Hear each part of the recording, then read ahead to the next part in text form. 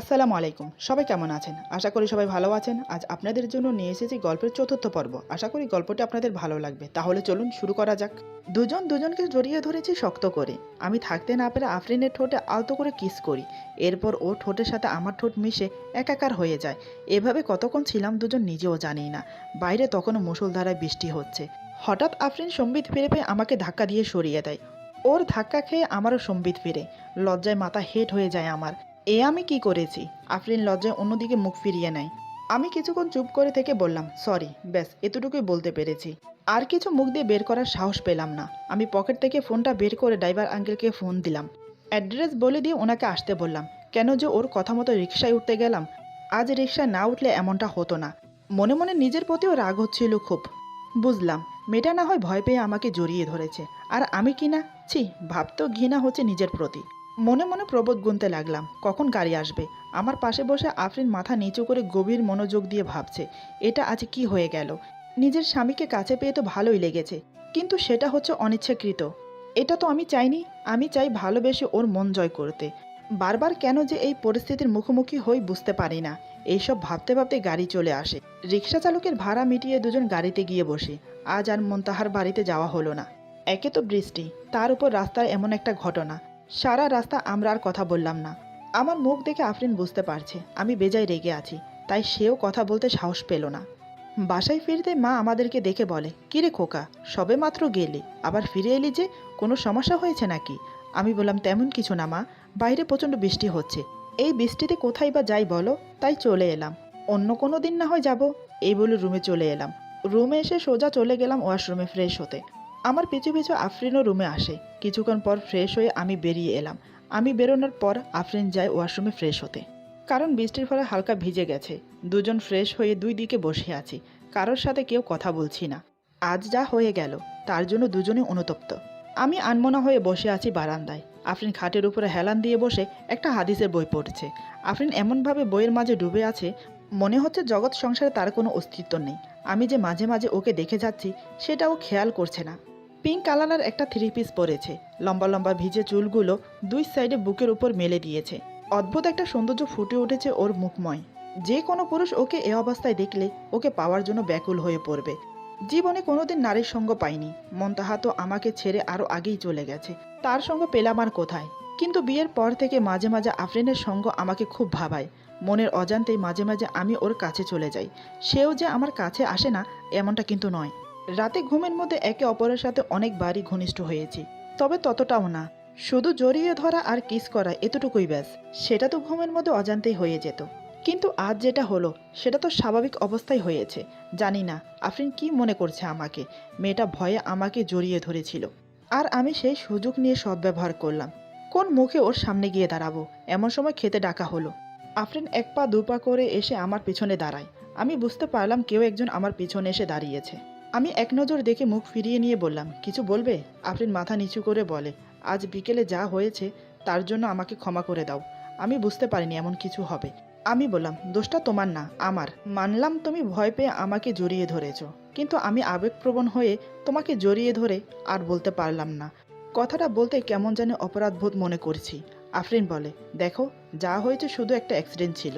আর এমনিতেও তুমি কোনো অপরাধ করনি।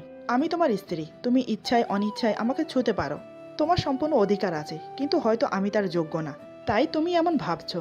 তুমি আমাকে স্ত্রীর অধিকার না দিলেও আমি তোমাকে আমার স্বামীর অধিকার দিয়ে দিয়েছি। আমি বললাম, তার মানে তুমি যা করো সব জেনে শুনে ইচ্ছে করেই করো। আফরিন বলে, না, আমি যাই হই না কেন অতটা বেহাইয়া না। যে আমাকে কাছে টানতে চায় না আমি তার কাছে যাব? নেহাত আমি বজ্রপাত আর বিজলি চমকানোটাকে ভয় পাই, তাই হয়তো ভয় পেয়ে অজান্তে তোমাকে জড়িয়ে ধরে ফেলি। তবে মিথ্যে বলবো না, কিন্তু চেষ্টা করি তোমাকে নিজের। আর বলতে পারলো না, চুপ হয়ে গেল। আমি বললাম, আচ্ছা বলো তো তোমার কি সমস্যা? আফরিন বলে, কেন, কি হয়েছে? আমি আবার কি করলাম? আমি বললাম, সব সময় কথা শেষ না করে চুপ হয়ে যাও কেন? কথাগুলো ক্লিয়ার করে বলতে পারো না? আফরিন বলে, কিছু কথা পুরো শেষ না করে আধুরা রাখতে হয়। আমি না হয় নাই শেষ করলাম কথা, বাকিটা তুমি না হয় বুঝে নিও। এখন চলো, খেতে যাবে। মা ডাকছে খাওয়ার জন্য, এই বলে চলে গেল। এই মেয়েটা সবসময় এরকমই করে। ডাকতে এসে আর দাঁড়ায় না, চলে যায়। একবারও ভাবে না যে ডাকতে এসেছি তো একসাথে যাই। জানি না কি হবে সামনে। অগত্যা আমি আর দাঁড়িয়ে না থেকে ওর পিছনে গেলাম। রাতের খাওয়া দাওয়া করে এসে আমি শুয়ে পড়েছি। আফরিন নিজের কাজ শেষ করে রুমে আসে। আসার সময় সাথে করে দুধ আর ডিম নিয়ে আসে। টেবিলের ওপর দুধ ডিম রেখে আমাকে বলে, তুমি কি ঘুমিয়ে পড়েছো? আমি একটু নড়ে চড়ে উঠে ওর দিকে তাকিয়ে বললাম, এখনো ঘুমাইনি, কেন কিছু বলবে? আফরিন বলে, তোমার জন্য দুধ ডিম নিয়ে এসেছি, খেয়ে নাও। আমি বললাম, আমার খেতে ভালো লাগে না, তুমি খেয়ে নাও। আফরিন বলে, আমি অসুস্থ না, অসুস্থ তুমি, মা তো সেটাই বলল, তাই তোমাকে খেতে হবে। আমি উঠে বসে বললাম, আশ্চর্য তো, আমাকে কোন অ্যাঙ্গেল থেকে বলো তো অসুস্থ লাগে? আমি তো সম্পূর্ণ সুস্থ, তাই প্লিজ এসব নিয়ে যাও। আফরিন বলে, ঠিক আছে, আজ খেয়ে নাও, কাল থেকে আর দেব না। আমি বললাম, তাহলে এসো দুজন মিলে খাই। আফরিন বলে, আমার খেতে ইচ্ছে করছে না, তুমি খেয়ে নাও। আমি বললাম, তাহলে কিন্তু আমি খাবো না। আফরিন আমার দিকে কিছুক্ষণ তাকিয়ে থেকে বলে, ঠিক আছে, আমি শুধু একটাই ডিম খাবো, বাকিটা তুমি খাও। তারপর দুজন মিলে খেয়ে নিলাম। বৃষ্টি হওয়ার কারণে বাইরের পরিবেশটা প্রচুর ঠান্ডা, তার আমেজ ঘরে এসেও পড়েছে। তাই দেরি না করে দুজন শুয়ে পড়লাম, একসময় ঘুমিয়েও গেলাম। আজ আমাদের মাঝে তেমন কিছু হলো না। প্রতিদিনের মতো সকালে ঘুম থেকে উঠে ফ্রেশ হয়ে নাস্তা করলাম, তারপর বিদায় নিয়ে ক্লিনিকে চলে গেলাম। আজ তেমন কাজের প্রেশার নেই, তাই হেলান দিয়ে বসে আছি ইজি চেয়ারে, হাতে একটা কলম নিয়ে ঘোরাতে ঘোরাতে ভাবছি আফরিনের কথা। এটাই মনে হয় নিয়ম, যদি জীবনে কাউকে হারিয়ে আবার নতুন করে কাউকে পাও, তাহলে মনে হয় অতীতটা ধীরে ধীরে বিলুপ্ত হতে থাকে, আর বর্তমান তোমার সাথে যে আছে তাকে ঘিরে ভাবনা শুরু হয়। সেটা আমার হচ্ছে। বিয়ের আগে ভেবেছিলাম এমন ফিলিংস আমার আসবে না, আমি কখনো মন্তাহাকে ভুলবো না। কিন্তু আমার জীবনে আফরিন আসার সাথে সাথে সবকিছু ওলটপালট হয়ে যাচ্ছে। কেন জানি না বারবার আফরিনের কথা মনে পড়ে। তাহলে কি মন্তাহার জায়গা আফরিন নিজের করে নিচ্ছে? আজকাল কেন জানি আফরিনের সাথে কথা না বললে ভালো লাগে না। কেন জানি মেয়েটা আনমনা হয়ে থাকলে আমার ভালো লাগে না। চেম্বারে বসে বসে এসব ভাবছি। এমন সময় আফরিন আমার ক্লিনিকে আসে। ওকে দেখে আমি কিছুটা অবাক হয়েছি। সাথে দেখছি পুষিকে নিয়ে এসেছে। ওর কিছু হলো নাকি? আফরিন আমাকে সালাম দিয়ে বলে, কিছু মনে করো না, তোমাকে না জানিয়ে তোমার ক্লিনিকে চলে এসেছি। আসলে পুষি 2বার বমি করেছে, আর কেমন জানি ঝিমিয়ে ঝিমিয়ে আছে, কিছু খাচ্ছে না সকাল থেকে। অনেকবার ট্রাই করেছি, তাই মা বলল তোমার কাছে নিয়ে আসতে। আফরিন খুব উত্তেজিতভাবে বলছে। আমি ওকে সান্ত্বনা দিয়ে বললাম, তুমি এত ব্যস্ত হইও না, এখানে বসো শান্ত হয়ে, তুমি বরং পুষিকে আমাকে দাও, আমি দেখি কি হয়েছে ওর। এই বলে আমি আফরিনের কোল থেকে পুষিকে নিজের কাছে নিলাম। তারপর ওকে চেক আপ করে দেখলাম, তেমন কোনো সমস্যা হয়নি, মনে হয় গরমের জন্য এমনটা হয়েছে। তারপরও 2টো ওষুধ দিয়ে দিলাম। আমি ওর দিকে তাকিয়ে বললাম, দুপুর তো হয়ে এসেছে, কিছু খাবে, অর্ডার করব? আফরিন বলে, না, বাসায় রান্না হয়ে গেছে, বাসায় গিয়ে না হয় খাবো, তুমি যাবে? আমি বললাম, একটু ওয়েট করো, কিছুক্ষণ পর বের হব। কথাটা বললাম ঠিকই, কিন্তু বাসায় ফেরা আর হলো না। তখন বর্ষাকাল ছিল, কখন বৃষ্টি হয় বলা যায় না। আমি কাজ শেষ করে যেই না আফরিনকে নিয়ে বেরোতে যাব, ঠিক তখনই বৃষ্টি শুরু হলো। এতটাই বৃষ্টি হচ্ছে যে সামনে থেকে কিছু দেখা যাচ্ছে না। আফরিন বলে, যা বাবা, একটু আগেও তো আকাশ পরিষ্কার ছিল, হঠাৎ এভাবে বৃষ্টি আসলো কি করে? আমি বললাম, ম্যাডাম, এখন বর্ষাকাল, এখন দেখছো বৃষ্টি হচ্ছে, একটু পরে দেখবে রোদ উঠেছে, এটাই নিয়ম। আফরিন বলে, এখন বাসায় ফিরবো কি করে? আমি বললাম, গাড়ি করে তো বাড়ি যাওয়া যাবে, তবে এখানে পার্কিং পাইনি, তাই গাড়িটা একটু দূরে দাঁড়ানো আছে, যেতে যেতে ভিজে যাব, তার চেয়ে বরং বৃষ্টি বন্ধ হওয়া পর্যন্ত অপেক্ষা করি। আমি খাবার অর্ডার করছি, খেয়ে নাও এখানে, বৃষ্টি কখন বন্ধ হবে, কখন বাসায় যাবে, কখন খাবে। আফরিন মাথা নেড়ে সম্মতি জানালো। আমি খাবার অর্ডার করলাম, প্রায় আধা ঘন্টা পর খাবার আসলো। টেবিলের উপর সুন্দর করে সবকিছু সাজানো হলো। দুজন বসলাম খেতে, কিন্তু আফরিন হাত দিয়ে খেতে পারছে না। আজ নাকি পেঁয়াজ কাটার সময় হাত কেটে গেছে, তাই উসখুস করছে। আমাকেও কিছু বলছে না। আমি বললাম, কি হলো, বসে আছো কেন, খাওয়া শুরু করো। আফরিন বলে, আমাকে একটা চামচ দিলে ভালো হয়, সকালে রান্নার কাজ করার সময় হাত কেটে গেছে। এই বলে ডান হাত উঠিয়ে আমাকে দেখালো। আমি বললাম, আগে বলবে তো, কিছু মনে না করলে একটা কথা বলি। আফরিন বলে, কি কথা? আমি বললাম, আমি খাইয়ে দেই। আমার মুখে এ কথা শুনে আফরিন অপলক চোখে আমার দিকে তাকিয়ে থাকে, সে যেন নিজের কানকে বিশ্বাস করাতে পারছে না। আমি বললাম, অমন করে কি ভাবছো, খাইয়ে দেব? আফরিন যেন হাতে চাঁদ পেল, খুশি মনে বলে, ঠিক আছে, খাইয়ে দাও। আমি ওর মুখ দেখে বেশ বুঝতে পারছি সে যে খুশি হয়েছে, তাই আর দেরি না করে ওর পাশে গিয়ে বসলাম। এরপর হাতে তুলে খাইয়ে দিলাম। একসময় দুজন খাওয়া শেষ করলাম, তারপর দুজন বসে বসে হালকা গল্প করলাম। বিকেলের দিকে বৃষ্টি বন্ধ হয়ে গেল। এরপর দুজন বাসায় ফিরলাম। এভাবে কয়েক মাস কেটে গেল। আমাদের মাঝে তেমন সদ্ভাব এখনো হয়নি। আজ আমি ক্লিনিক থেকে তাড়াতাড়ি বাসায় ফিরবো, কারণ আজ আফরিনের জন্মদিন। ওকে কি গিফট দেব সেটাই ভাবছি। বুঝতে পারছি না ওর পছন্দ কি। যাওয়ার সময় এক গোছা লাল গোলাপ নিয়ে গেলাম, সেগুলো ওকে দিয়ে জন্মদিনের শুভেচ্ছা জানালাম। লাল গোলাপগুলোকে পেয়ে মেয়েটা খুব খুশি হয়ে যায়। আফরিনের জন্মদিন উপলক্ষে কোনো পার্টি করা হয়নি, আফরিন নিষেধ করেছে। তাই মা আফরিনের জন্য ভালো ভালো খাবার রান্না করছে। আমি বাইরে থেকে আসলে আফরিন আমার পিছু পিছু রুমে আসে, এটা ওর প্রতিদিনের অভ্যাস। রুমে এসে ফুলগুলো ফুলদানির ভেতরে সাজিয়ে রাখছে। আমি জিজ্ঞেস করলাম, আজ তোমার জন্মদিন, সেই উপলক্ষে কি চাও? আফরিন আমার দিকে না তাকিয়েই বলে, কিছু চাই না। আমি বললাম, সেটা কি করে হয়? তোমার কি চাই বলো, আমি দেব। আফরিন আমার সামনে এসে দাঁড়ায়, আমার চোখে চোখ রেখে বলে, যা চাইবো তা দেবে? আমি নিঃসন্দেহে বললাম, নিশ্চয় দেব, বলো কি চাও? আফরিন বলে, থাক, যা চাইবো দিতে পারবে না। আমি বললাম, কি আশ্চর্য, না বললে কি করে বুঝবো তুমি কি চাও? একবার চেয়ে দেখো তো। আফরিন আমার সামনে দাঁড়িয়ে আমার চোখে চোখ রেখে তাকিয়ে থাকে। আমি কিছুটা অবাকই হলাম, মেয়েটা কি বলতে চাইছে। আমি বললাম, অমন করে তাকিয়ে না থেকে বলো কি চাও।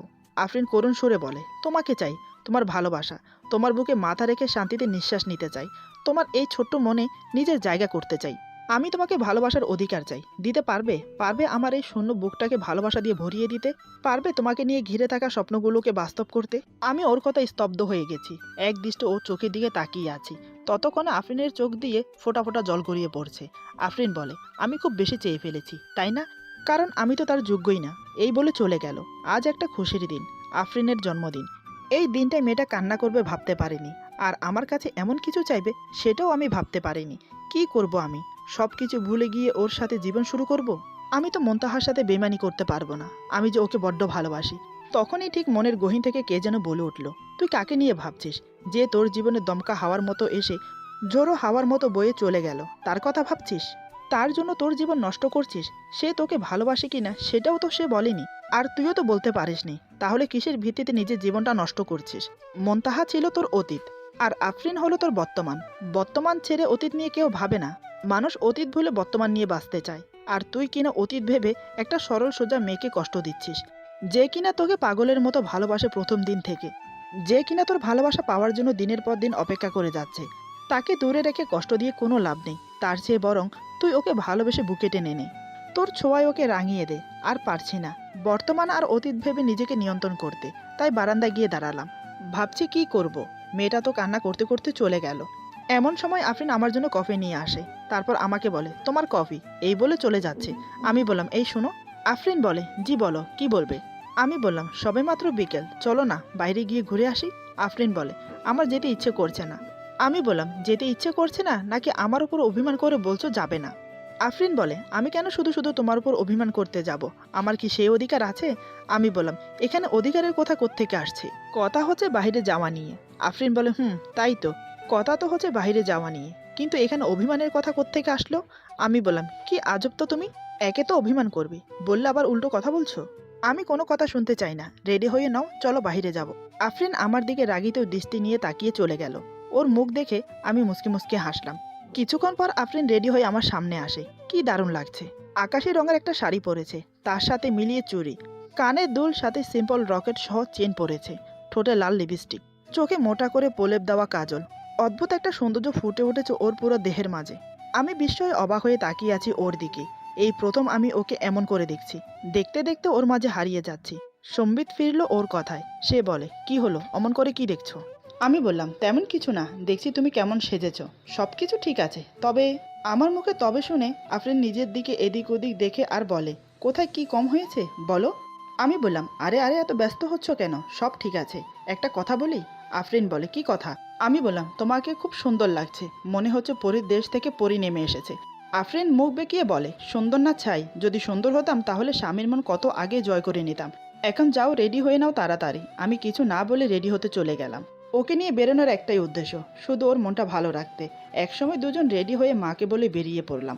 আমাদের দুজনকে বেরোতে দেখে মা বাবা দুজনেই খুশি, কারণ বিয়ে হওয়ার পর থেকে আজ প্রথম ওকে নিয়ে বেরিয়েছি। দুজনে গাড়িতে বসলাম। আজ গাড়ি আমি চালাবো, কারণ দুজনের মধ্যে তৃতীয় ব্যক্তি থাকা একদমই উচিত নয়। গাড়ি চালানোর পর একটা পার্কের কাছে এলাম। আমি আফরিনকে বললাম, এখানে বসবে না অন্য কোথাও যাবে? আফরিন বলে, দূরে কোথাও যেতে যেতে রাত হয়ে যাবে, তার চেয়ে ভালো এখানে বসি। দুজন নেমে পার্কের ভিতরে প্রবেশ করলাম। দুজন পাশাপাশি হাঁটছি, অথচ অনেকটাই দূরত্ব। তারপর দুজন একটা বেঞ্চে গিয়ে বসলাম। আফরিন পরিবেশটা দেখে দেখে উপভোগ করছে, আর আমি ওকে দেখছি। সত্যি বলতে আমার বউটা অনেক সুন্দর। মনে মনে হাসলাম। যাকে স্ত্রীর অধিকার দেয়নি তাকে এখন নিজের বউ বলছি। আমরা মানুষরা কি অদ্ভুত, তাই না? হঠাৎ আফরিন আমার দিকে তাকায়। আমি অন্যদিকে মুখ ফিরিয়ে নিই। আফরিন বলে, কি ব্যাপার বলো তো? পার্কে আসার পর থেকে দেখছি তুমি আমাকে ফেল করে দেখে যাচ্ছ, ব্যাপার কি বুঝলাম না। আমি বললাম, বারে, তোমার দিকে কি তাকাতেও পারবো না? আফরিন বলে, এতবার তাকালে নজর লেগে যাবে, এখন যদি আমার অসুখ হয়। আমি বললাম, কই, এমনটা তো শুনিনি কখনো। কেউ তাকালে তার নজর লাগে, তারপর অসুস্থ হয়ে পড়ে। আমি এই প্রথম শুনলাম। এমনটা যদি হতো তাহলে তো প্রাবন্ধ লাগতো, কারোর দিকে কেউ তাকাতে পারতো না। আফরিন বলে, তোমার সাথে আর যাই হোক তর্কে পারবো না। আমি বললাম, এই দেখো রাগ করছো কেন, একটা কথা বোঝো, কথায় কথা বাড়ে। কথা যদি পেঁচিয়ে পেঁচিয়ে সামনে না আগায় তাহলে তো আর কথাই বলা হবে না, একটা বলেই স্টপ হয়ে যেতে হবে। কথা বলতে বলতে হঠাৎ আমার চোখ পড়ল আমাদের সামনে থাকা গাছের ডালে। সেখানে একজোড়া পাখি বসে আছে, একে অপরের গা ঘেঁষে বসেছে। একটা পাখি অন্য পাখিটির ঠোঁটে ঠোঁট রাখছে একটু পরপর, একটা রোমান্টিক দৃশ্য। আমি আফরিনকে বললাম, এই দেখো, ওই যে গাছের ডালে দুটো পাখি বসে আছে। আফরিন দেখছে না। আমি বললাম, আরে এত দূরে বসে থাকলে কি তুমি দেখতে পাবে, এদিকে আমার কাছে বসো। আফরিন একটু কাছে আসলো, তারপরও একটু দূরত্ব আছে। সে বলে, কই কোথায়? বুঝতে পারলাম মেয়েটা এখনও দেখতে পারছে না। আমি ওর কাঁধে হাত দিয়ে আরও কাছে টেনে নিলাম। এখন ও আমার বুকের সাথে মিশে আছে। তারপর আমি ওর মাথার সাথে আমার মাথায় ঠেকিয়ে বললাম, ওই দেখো। এই বলে হাত দিয়ে ইশারা করে দেখালাম। এখন মেয়েটা দেখতে পেয়েছে। আমি বললাম, দেখছো এখন? আফরিন বলে, হ্যাঁ দেখতে পাচ্ছি, কিন্তু। আমি বললাম, কোনো কিন্তু নয়, দেখো পাখি দুটো কি করছে। আমার হাত তখনও আফরিনের কাঁধে, দুজন পাশাপাশি গা ঘেঁষে বসে আছি, যেমন পাখি দুটো বসে আছে। আমরা দুজন ওই অবস্থায় থেকে অনেকক্ষণ তাকিয়েছিলাম পাখি দুটোর দিকে। এক সময় পাখিগুলো উড়ে গেল আর আমাদের দুজনেরও সম্বিত ফিরল। ঠিক তখনই আফরিন লজ্জা পেয়ে নিজেকে সরিয়ে নেয়। আমি মুচকি হেসে বললাম, পাখিগুলোকে দেখে কি বুঝলে আফরিন? আফরিন বলে, ওরা হচ্ছে সুখী দম্পতি, সেটাই বুঝলাম। আমি বললাম, পরিবেশটা খুব মনোরম, তাই না? আফরিন বলে, আমার খুব ভালো লাগছে এমন পরিবেশে আসতে পেরে। আমি বললাম, তোমার ভালো লেগেছে সেটাই অনেক, তোমার মন ভালো করার জন্য এখানে আসা। আর কিছুক্ষণ বসবে না চলে যাবে? আফরিন বলে, আর একটু বসি, আবার কবে সুযোগ পাবো ঘোরার বলতে পারি না। আমি বললাম, এই নিয়ে তুমি চিন্তা করো না, তুমি যখনই চাইবে তখনই তোমাকে ঘুরতে নিয়ে আসবো। আমার কথা শুনে আফরিন তাকিয়ে থাকে। আমার দিকে তাকিয়ে থেকে সে ভাবছে, আজকের বলা কথাগুলো কি কাজে দিয়েছে নাকি? কথাগুলো বলার পর থেকে দেখছি আমাকে নিয়ে ব্যস্ত হয়ে পড়েছে। কি জানি এটা কি ক্ষণিকের মোহ নাকি সারা জীবনের জন্য। মানুষটা সত্যিই অদ্ভুত, মানুষকে ভালো রাখার জন্য সবসময় প্রস্তুত থাকে। তার জন্যই তো ওকে আমার এত ভালো লাগে। প্রথম দেখাতে যেমন ভালোবেসে ফেলেছি, তেমন কাছে পাওয়ার জন্য আকাঙ্ক্ষাও বেড়েছে। আফরিনকে অমনভাবে তাকিয়ে থাকতে দেখে আমি বললাম, অমন করে কি দেখছো? আমি তো তোমার মতো সুন্দর করে সাজিনি। আফরিন চোখ সরিয়ে নিয়ে বলে, আমি তো সেজে সুন্দর হয়েছি, না সাজলে মনে হয় অতটা সুন্দর না। কিন্তু তুমি তুমি তো ন্যাচারাল সুন্দর, তাই যত দেখি ততই দেখতে মন চায়। আমি বললাম, তাই বুঝি আমাকে তোমার ভালো লাগে? আফরিন আমার দিকে এক ঝলক তাকিয়ে বলে, ভালো লাগে কিনা বলতে পারবো না, তবে তোমাকে ঘিরে আমার সব স্বপ্ন। সুখে থাকি দুঃখে থাকি তোমার সাথেই থাকতে চাই। আমি বললাম, ভালোবাসো আমাকে তাই না? সেটা কেন গোপন রেখেছো, বলে দাও না। আফরিন বলে, তুমি যখন বুঝেই গেছো তাহলে বলার কি আছে। আমি ওর মুখের কাছে মুখ নিয়ে বললাম, আমি জানি তুমি আমাকে ভালোবাসো, তোমার আচার আচরণ বিহেভ তার প্রমাণ। তবে একটা কথা বলি। আফরিন বলে, কি কথা? আমি বললাম, মেকআপ ছাড়াও কিন্তু তুমি খুব সুন্দর। রাত হয়ে যাচ্ছে, চলো বাসায় ফেরা যাক। এই বলে দুজন হাঁটা শুরু করলাম। গাড়ির কাছে এসে জিজ্ঞেস করলাম, তুমি তো কিছু খাওনি, কিছু খাবে? আফরিন বলে, না কিছু খেতে ইচ্ছে করছে না। তারপর দুজন গাড়িতে করে বাসার দিকে রওনা দিলাম। এক সময় বাসায় পৌঁছেও গেলাম। রাত 8টা বাজে। সবাই একসাথে ডিনার করলাম। আমি ডিনার শেষ করে প্রতিদিনের মতো রুমে চলে এসেছি। আফরিন তার হাতের কাজ শেষ করে রুমে আসে। আমি বললাম, তোমার কাজ শেষ হয়েছে? আফরিন বলে, হ্যাঁ, কেন? আমি বললাম, তেমন কিছু না, একটু ছাদে যেতে ইচ্ছে করছিল। তুমি যাবে? আফরিন এক কথা রাজি হয়ে গেল। সে তো চায় আমার সাথে সময় কাটাতে, তাই সুযোগ হাতছাড়া করতে চায় না। দুজন ছাদে গিয়ে বসলাম। আজ দুজন পাশাপাশি বসেছি। চারিদিক নিস্তব্ধ হয়ে আছে। আজ আকাশে চাঁদ নেই, মেঘের আড়ালে ঢাকা পড়েছে। ঠান্ডা ঠান্ডা বাতাস বইছে, বৃষ্টি আসার সম্ভাবনা আছে। তবে নিঝুম পরিবেশ খুব দারুণ লাগছে, কারণ এমন পরিবেশে পাশে সুন্দরী বউ থাকলে কার না ভালো লাগে। আমার খুব ইচ্ছে করছিল আফরিনকে কাছে পেতে, ওর শরীরের সাথে নিজের শরীরটা মিশিয়ে দিতে। ইচ্ছে করছে জড়িয়ে ধরে অনেকগুলো কিস করি, কিন্তু কিভাবে? হঠাৎ করে তো আর সবকিছু হয়ে যায় না। সবকিছু স্বাভাবিক করে নিজের করে নিতে একটু সময় লাগে, কিন্তু আমার যে মন মানছে না। ভাবতে লাগলাম, কি করা যায়। চারিদিকে অন্ধকার থাকার কারণে কিছু ভালো করে দেখা যাচ্ছে না। আমি তারই সুযোগ নিলাম। আফরিন আনমনা হয়ে আকাশের দিকে তাকিয়ে আছে। আমি জানি এখন ওর কোনো দিকে খেয়াল নেই। এই সুযোগে আমি ধীরে ধীরে পেছন থেকে ওর কাঁধে হাত রাখি। আফরিন হয়তো ভেবেছে আমি ওর কাঁধে হাত রেখেছি, তাই চুপচাপ আকাশের দিকে তাকিয়ে আছে, এদিকে কোনো খেয়াল করছে না। ওকে ভয় দেখানোর জন্য আমি কাঁপা কাঁপা গলায় বললাম, আফরিন, তো তোমার কাঁধে ওইটা কার হাত? আফরিন বলে, মজা করছো কেন? তুমিই তো আমার কাঁধে হাত রেখেছো। আমি বললাম, আরে না, আমি কেন শুধু শুধু তোমার কাঁধে হাত রাখতে যাব। এবার আফরিন ভয় পেয়ে গেল। সে কাঁপা কাঁপা গলা বলে, সত্যি?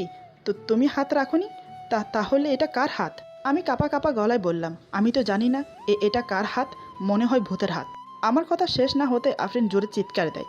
ওর চিৎকারে আমি দু কান চেপে ধরতে বাধ্য হয়েছি। আফরিন চিৎকার দিয়ে সোজা আমার বুকে। এটাই তো আমি চেয়েছি। আমি কান থেকে হাত সরিয়ে আফরিনকে শক্ত করে জড়িয়ে ধরলাম। ও ওকে বুকের মাঝে পেয়ে অন্যরকম একটা অনুভূতি অনুভব করছি। এটাই কি ভালোবাসা? মেয়েটা ঠকঠক করে কাঁপছে। আমি ওর মাথায় আলতো করে কিস করি। সে যে ভূতে এত ভয় পায় কে জানতো। তবে প্ল্যানটা সাকসেসফুল হলো। আমি বললাম, কি হলো, তুমি কি ভয় পাচ্ছ? আফরিন বলে, আমার খুব ভয় করছে। এখানে ভূত আছে, তুমি আগে বলবে না? তাহলে তো আমি ছাদেই আসতাম না। আমি বললাম, আরে আমি জানি নাকি ছাদে ভূত আছে? আজই তো প্রথম অনুভব করলাম। তুমি ভয় পেও না, আমি আছি তো। তুমি শুধু শক্ত করে আমাকে জড়িয়ে থাকো। ভূত চলে গেলে আমি তোমাকে বলবো। এভাবে কতক্ষণ একে অপরকে জড়িয়ে ধরেছিলাম জানি না, তবে আমি ছেড়ে দিতে বাধ্য হলাম। কারণ ওকে বুকে পেয়ে আমার যৌন চাহিদা বৃদ্ধি পাচ্ছে। আমি খুব উত্তেজিত হয়ে পড়েছি, তাই নিজেকে সরিয়ে নিলাম। আমি আফরিনকে বললাম, চলো নিচে যাই। এই বলে ওকে রেখে উঠে দাঁড়িয়ে হাঁটতে শুরু করলাম। আমি তো ভুলেই গেছি ও যে